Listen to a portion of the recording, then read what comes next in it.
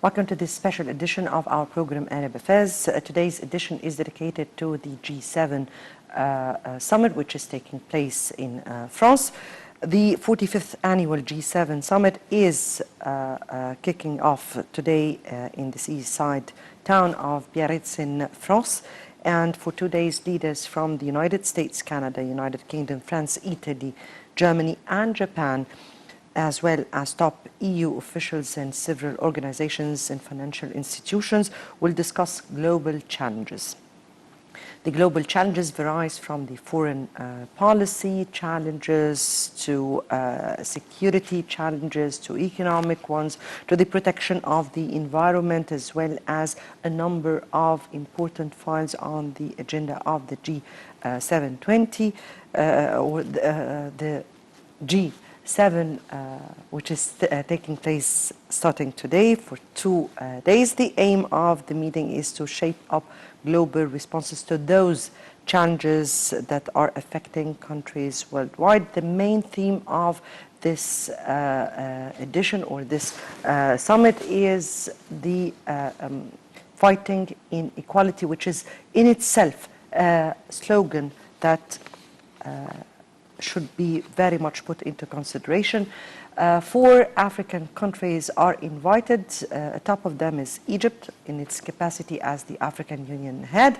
Rwanda, South Africa, and Senegal also are invited, which gives Africa a great space to promote for its causes. I guess that during the African Union last summit, there was one of the recommendations that said that African countries should be preparing their own stances towards and a vision towards their own causes and promote it in the right way. So I guess this would be one of the issues that would be very much expressed during this summit, as well as other Middle East regional issues and files and a number of international causes.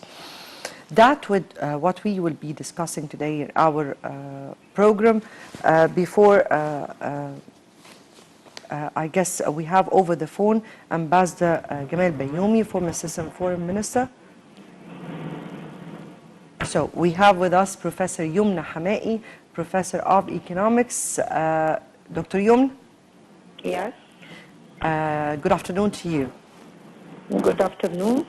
And atop of the main issue or the main importance of the G7 is that they are the 7 richest countries, and that one of the main file would be economy. So from your point of view, how far do you think this year is significant, and what are exactly the main points on the agenda of discussion? Actually, the main aim of the G7 meeting is to discuss and monitor the performance of the world economy. What are the main challenges? What are the main opportunities? And this gained momentum after the financial crisis. There was a deep need to follow and to monitor the performance of the world economy. Nowadays, this summit is witnessing severe challenges. We're starting by the trade war between the United States and Japan. We witnessed the escalation of this trade war after having, retaliation between the 2 countries about imposing tariffs, which may affect seriously the economy of the 2 countries, which are the top economies in the world. And from here it comes that this will have repercussions on the economic performance of the world economy, generally speaking. So this is a first challenge that going to be discussed in the summit, to what extent we can avoid this retaliation, how to reach some kind of compromise between the 2 countries so that we can, smooth the climate of economic performance for the world economy, generally speaking. Dr. Yumna, about the United States and right? And the TPP agreement. Yes, President Trump actually started by revising trade relations not only with China but with Canada and the EU. The revising is putting America first. This is his slogan, actually. And putting America first means, from President Trump's point of view, that United States should have a maximum of benefit from its trade with these partners. From here it comes that he started to impose tariffs with the trade of Canada, revising actually the NAFTA agreement so that to reduce the benefit of Mexico or Canada on benefit of United States. And from here it comes that a lot of conflicts, not only with China, but between United States and other parts of the world. This should be revised according to, we have the World Trade Organization. Countries of the world, they agreed upon that we have an organization responsible for monitoring trade relations among countries of the world to restore, to restore peace and prosperity, referring to international trade. I believe President Trump is violating all the rules of the WTO by imposing such, regulations and tariffs and, constraints on trade. Yes. And protectionist measures, these are against the rules of WTO. So we have to revise all this, to revise the role of WTO, to how extent the WTO can perform in the coming period, and to how extent countries of the world can refer to WTO as the main organization responsible for monitoring trade among the world economy. Right.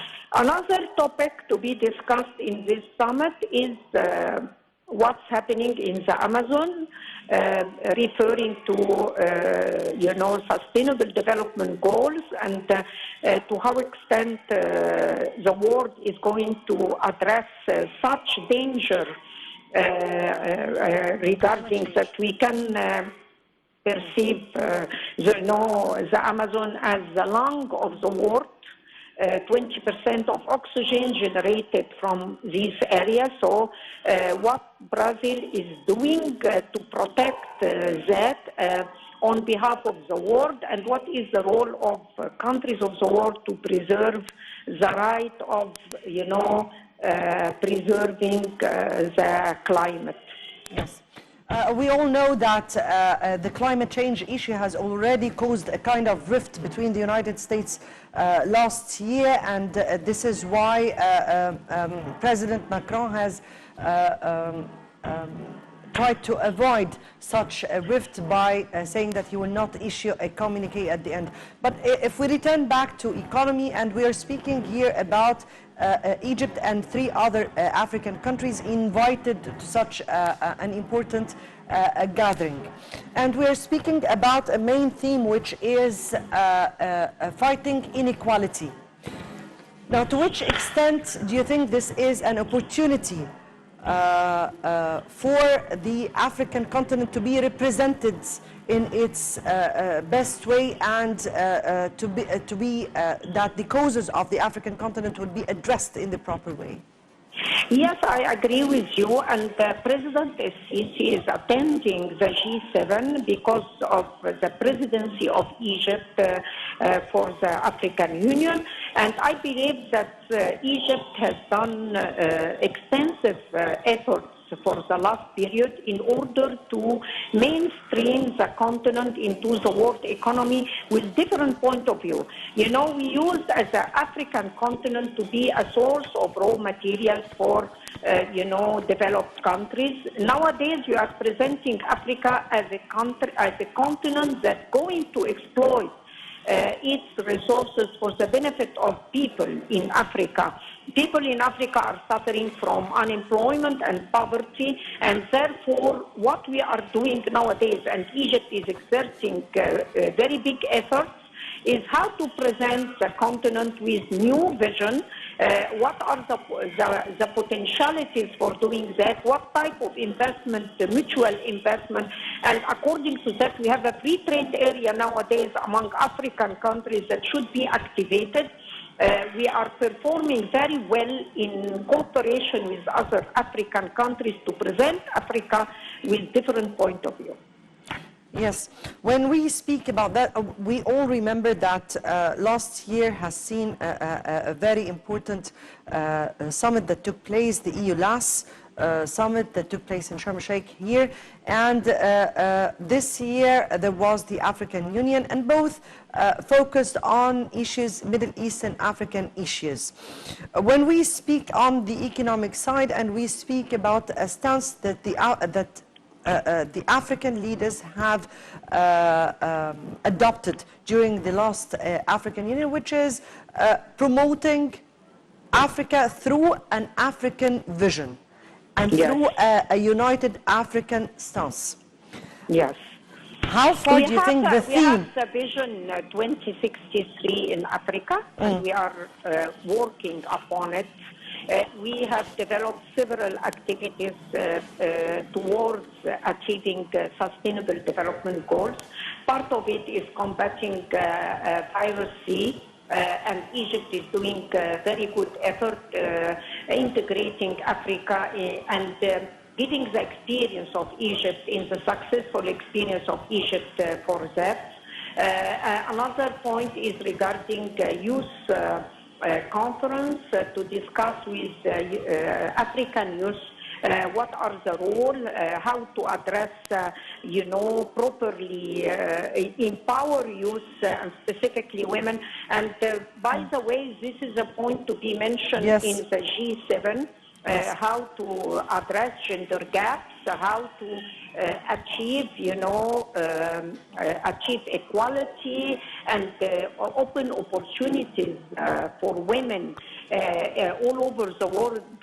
Still, we have gender gaps all over the world, and these gaps are exaggerating in the African continent. Women are suffering from poverty. We have the phenomena of feminization of poverty in the continent, and all these challenges, there are action plans to be addressed properly, and the main way to do that is by investment in human capital and by opening opportunities for women to use, economic empowerment of women by allowing them to, upgrade their skills, and at the same time open for them opportunities of work, either by working in,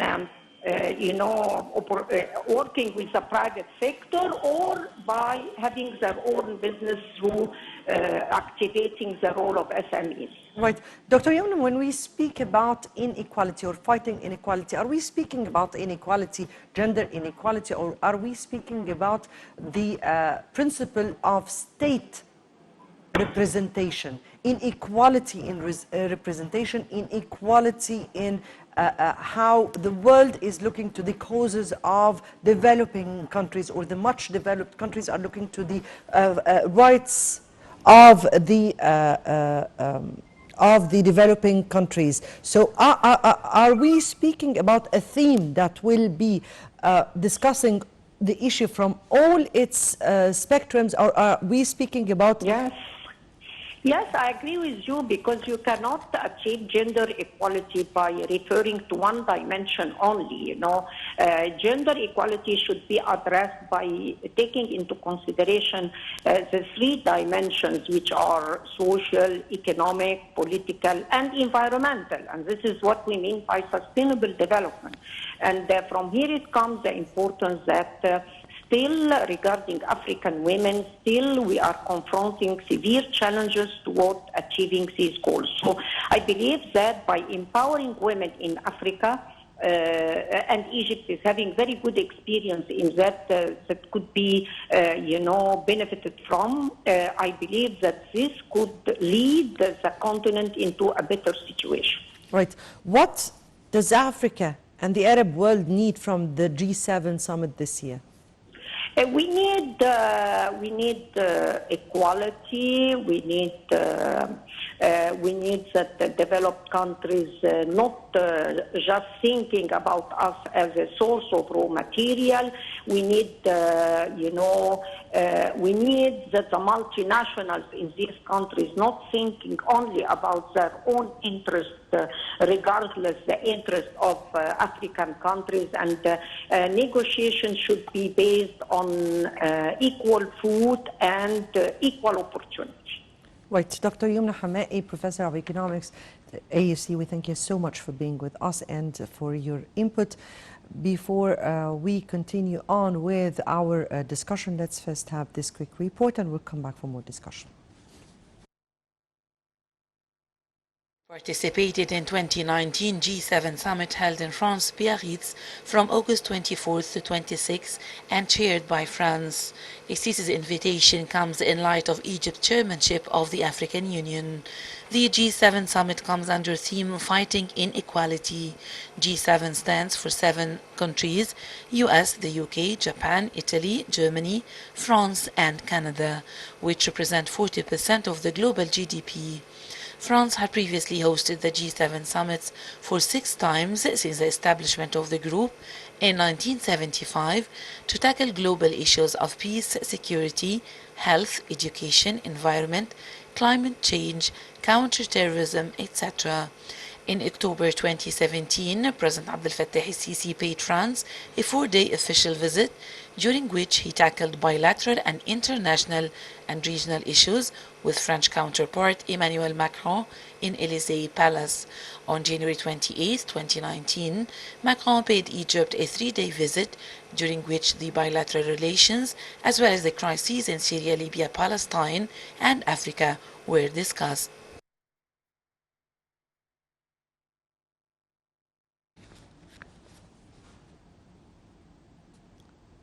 Right, welcome back, and I guess the 45th annual G7 summit is already a great opportunity this year, and a range and variety of topics would be on the agenda of talks.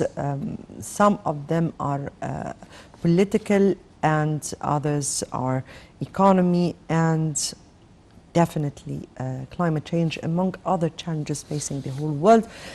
We have with us over the phone Ambassador Gamal Bayoumi, former Assistant Foreign Minister. Ambassador Gamal. Yes. Good afternoon to you. Good afternoon.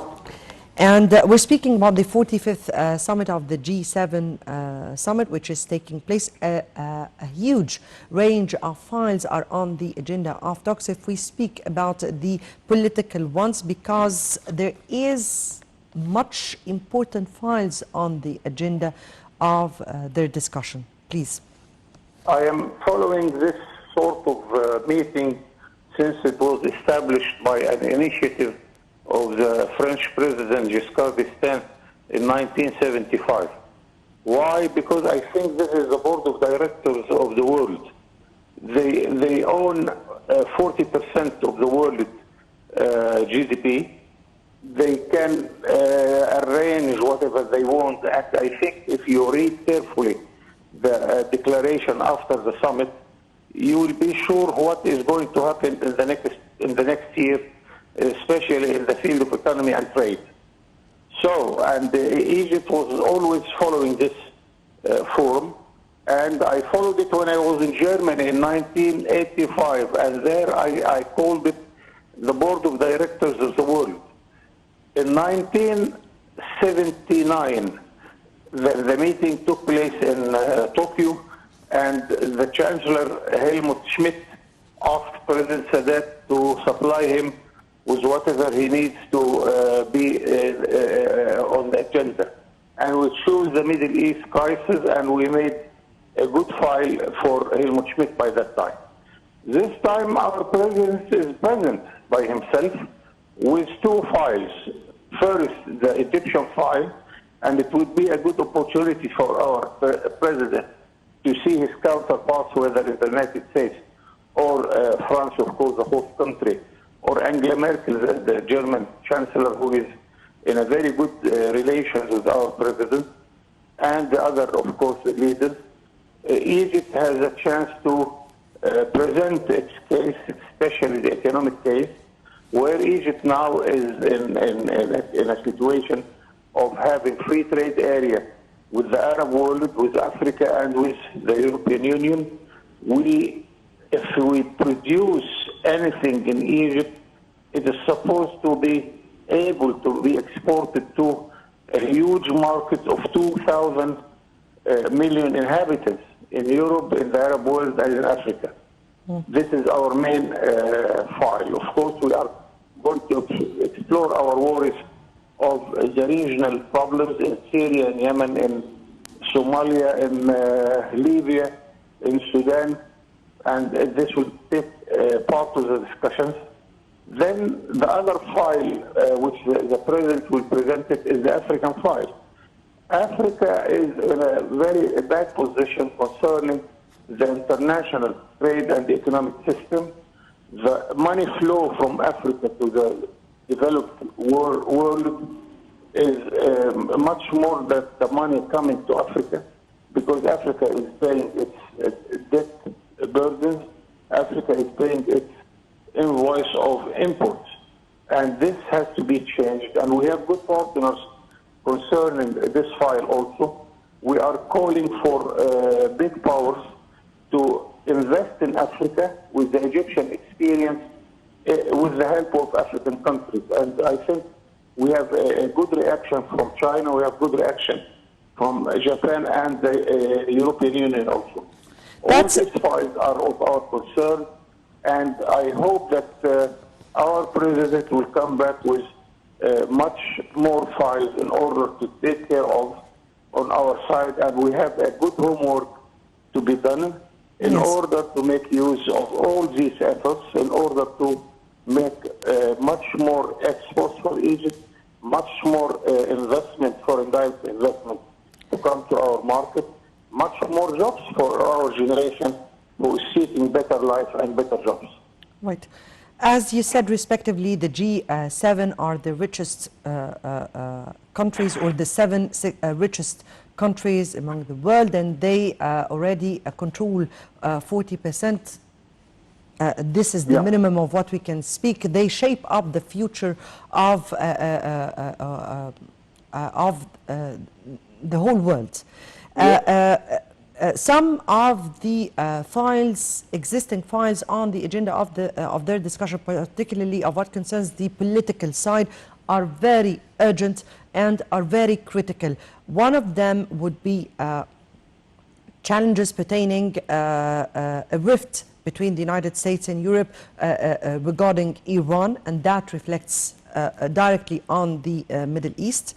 Another would be terrorism and fighting terrorism through, the relevant things would be human trafficking and all this stuff. How far do you think this time the United States would avert a rift as what happened last year? I mean, last year a rift happened because of the climate change. So we're speaking about more critical issues on the agenda of the talks this year. What's your expectations? I am less worried as long as the dialogue is continuing, because as you well know that the present administration in the United States is committing several wars against its own supporters in Europe and China and India and Japan. The trade war led by the American administration is not good for the health of our economy or the whole world. And of course they have their disagreements concerning the situation in Iran, concerning the situation in the Middle East, and it's not a secret that nobody is following what the United States is proposing nowadays in many political fields, and even the trade war which is committing against even its trade partners. So we have to encourage continuing the dialogue, and a good sign and what we call some light at the end of the tunnel, that the American president every now and then is sending messages that he is going to reconsider his position against the war against China. But China is not invited. China is not invited, but no. all the others are keen to solve this, because China, Europe, and Japan and India are suffering from these American policies. Another thing which you mentioned, which is terrorism, but I would call it the organized crime. We are all seeking a sort of coordination among the whole world against the organized crime. Organized crime is terrorism, money laundering, human trafficking, and then we have to cooperate in order to face this threat to the world peace. And of course, Egypt is committed through many agreements to combat the organized crime. This is the issue which they are going to face today in their meeting. And I'm a little bit optimistic, because as long as they are talking to each other, maybe I hope that they can convince the American administration in order to be more lenient in its policies, in order to bring more and more the whole world together to cooperate in all these fields. Ambassador Bayoumi, if we speak about a number of files are open on the agenda of the summit this year, but what's your expectations? What would be topping the agenda of the summit? What would be the peak or the main file really on the agenda of the G7 this year, and what is significant for us this year to be participating? Politically, I think on top of the agenda is the organized crime, especially the terrorism. And I think they are not far from each other in order to combat this problem. Also, they have to talk a little bit about the Middle East and what's going on in the Middle East. Economically, I think on top of the agenda is the commercial war between the United States and its main trade partners. Also, Africa is there, and I hope that they will listen to what our president is going to present as Africa as the third world aims in order to make bigger chances for the third world. Those are the main three items I would see quite clearly for this summit. Right. What do you think that Africa and the Middle East need from the G7 or the richest 7 countries all over the world? More understanding and more cooperation, because I think that we have a relatively better situation concerning the Middle East from EU, from Russia, from China, but Russia and China are not there yet. We hope that Russia will come back again to this G7 yes. to become G8 once more. Again. And what we are seeing, which is extremely against our aims, is the American position concerning the American embassy in Israel and the recognition of the occupying of Israel to the Golan Heights. This is extremely bad. This is extremely against all our way of looking to solve the problem in the near future. And it took a long time with promises, but we don't have something concrete on the ground. Yes. What on the ground? Yes. One good thing that Europe really is still having a relatively good position. They are the largest financer of the Palestinian Authority, and we should continue to encourage the Palestinians to stand for their cause. And also, we have a problem that the Palestinians are divided. Also, the Israelis are more divided than the Palestinians, but they are hiding themselves behind our division, and we have to make this clear. The big trouble in the Middle East, and we do not have a strong leadership in Israel to make peace with the Palestinian or the Arabs. Very much indeed. Very much indeed. Ambassador Gamal Bayoumi, former Assistant Foreign Minister, thank you very much for being with us and for your fruitful input here. And I guess that takes us to the end of this episode. For 2 consecutive days, we'll be seeing the activities of the G7 that is kicking off today and would continue on for 2 consecutive days. We'll be updating you with all the activities and all the sessions of the G7. Many thanks for watching.